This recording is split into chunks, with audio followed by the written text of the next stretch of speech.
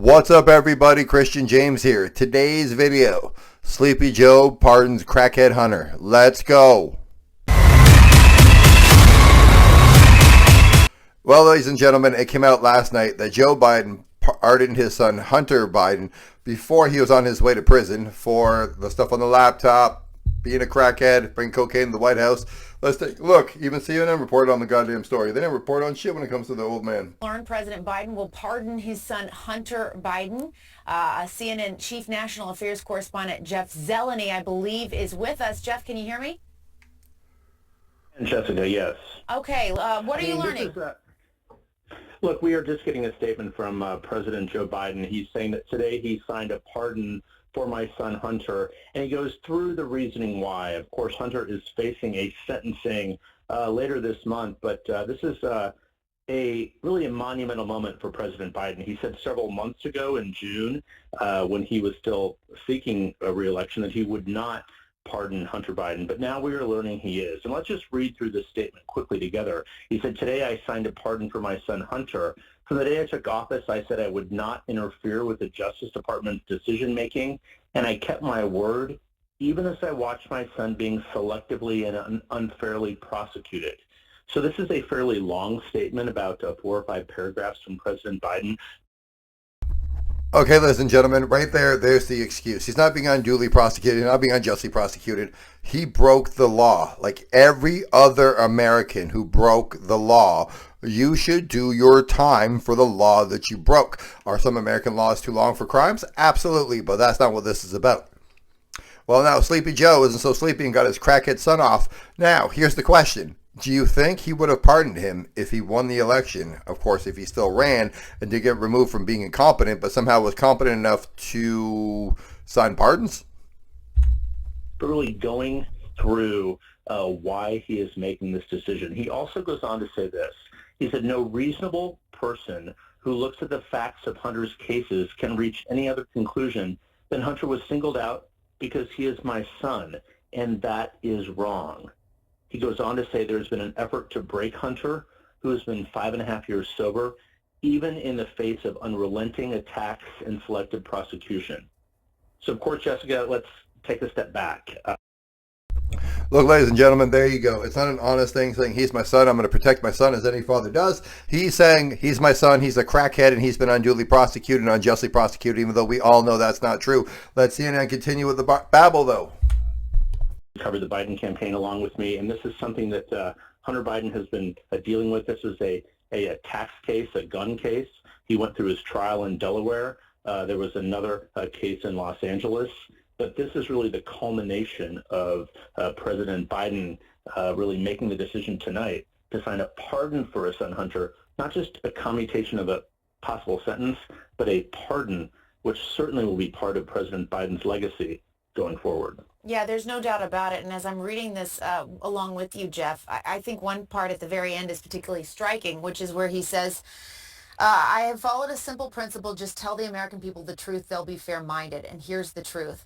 I believe in the justice system, but as I have wrestled with this, I also believe raw politics has infected this process and it led to a miscarriage of justice. And once I made this decision this weekend, there was no sense in delaying it further. I hope Americans will understand why a father and a president would come to this decision." It is interesting to also hear him saying, essentially, that the justice system was politicized, which is something we've heard from Republicans and Donald Trump as well. We certainly have, and important to note that President Biden spent really the weekend with his son Hunter and the rest of the family in Nantucket, where they always do for Thanksgiving.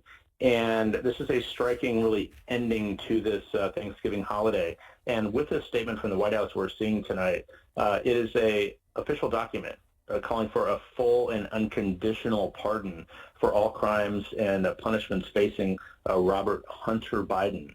So, but Jessica, the sentence that you read is so poignant. I hope Americans will understand why a father and a president would come to this decision.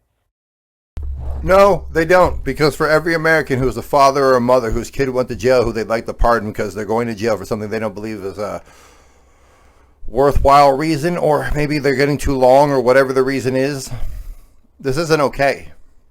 This is going to hurt the Democrats way more than Joe Biden thinks it's going to do any good for his son.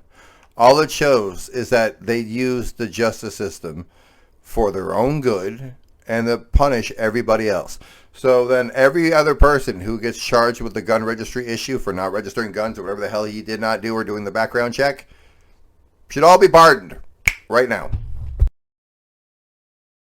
We will see, of course, in the coming weeks and months and years if Americans do understand that, but there is no doubt that this is part of the legacy of President Biden's one term in office. Certainly something he did not want. He hoped to run for re-election. He obviously stepped away from that months ago, but clearly there was pressure inside the family. We were told really in recent weeks that Dr. Jill Biden, First Lady Jill Biden, was very supportive of the president doing something like this. The president was not sure, but we clearly have seen now he has come to this decision to pardon his son Hunter.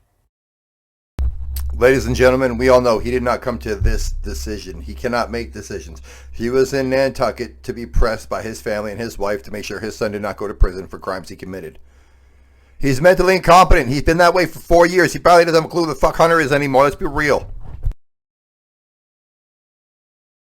Yeah, and Jeff, of course, we don't have to remind people how close-knit this family is, and that Hunter is his only surviving son, that they are, of course, very, very close, and we've heard many stories about the last several years, how they talk daily and many times a day. Stick with us, Jeff. I want to go to our senior justice correspondent, Evan Perez. Well, ladies and gentlemen, that's enough of that. We know CNN is going to run this story into the ground by overplaying it and overanalyzing every single part. Bottom line is Joe Biden lied, Joe Biden's incompetent, and Joe Biden will go down as the worst president in American history. He'll go the worst president of everything. Everything. Like, comment, subscribe. Tell me I'm right. Tell me I'm wrong. Tell me if you agree with it. Tell me if you'd pardon your son. Tell me if you know anybody else out there who should be pardoned. Tell me if you're happy you voted for Trump. Tell me if that's not the worst thing you've ever seen a president do in the last little bit. Again, does Joe even know he pardoned his kid? I doubt it. I'm out.